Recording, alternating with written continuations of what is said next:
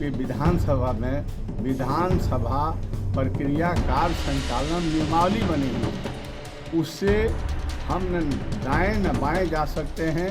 वही हमारे लिए रास्ता दिखलाने का काम करता है। उसमें जो जिस काम करने के लिए जो नियम बनाए गए हैं उसके तरह उसी के तहत मैं कार्रवाई करूँगा। विधानसभा में जो कार्यवाही चलेगी उसकी मतलब सूचना जाए, इसके लिए आपसे मैं आग्रह करना चाहता हूँ।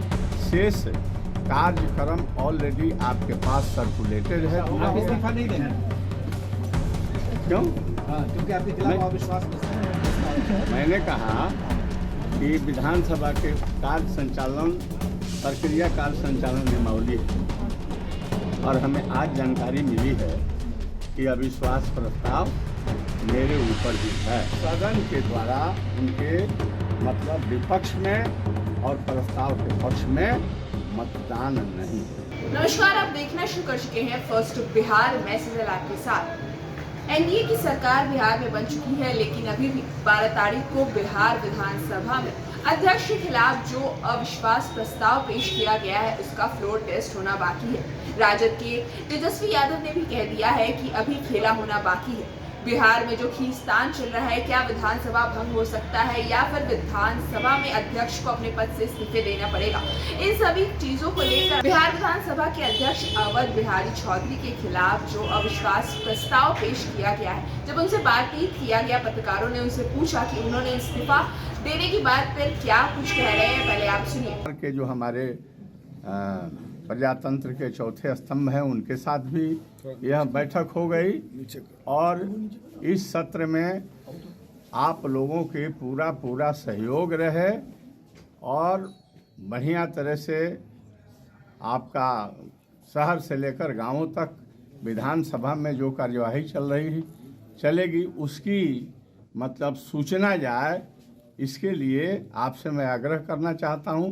शेष कार्यक्रम ऑलरेडी आपके पास सर्कुलेटेड है, दिया गया है, उसी के मुताबिक कार्यवाही होगी और हम लोगों के यहाँ तो जो देश के संविधान है उसके अनुच्छेद के तहत आपके विधानसभा में विधानसभा प्रक्रिया कार्य संचालन नियमावली बनी हुई है, उससे हम न दाएं न बाएं जा सकते हैं। वही हमारे लिए रास्ता दिखलाने का काम करता है। उसमें जो जिस काम करने के लिए जो नियम बनाए गए हैं उसके तरह उसी के तहत मैं कार्रवाई 12 फरवरी को आप आएंगे? 12 फरवरी को आएंगे, बिल्कुल आएंगे। और कार्रवाई अविश्वास प्रस्ताव जो है तो आप लोग तो जान ही गए हैं, जान ही गए हैं, तो उसके फैसला माननीय विधायक लोग करेंगे, जैसा होगा। आप इस्तीफा नहीं देंगे? क्यों? क्योंकि आपके खिलाफ अविश्वास प्रस्ताव है। मैंने कहा कि विधानसभा के कार्य संचालन प्रक्रिया कार्य संचालन नियमावली है और हमें आज जानकारी मिली है कि अविश्वास प्रस्ताव मेरे ऊपर भी है।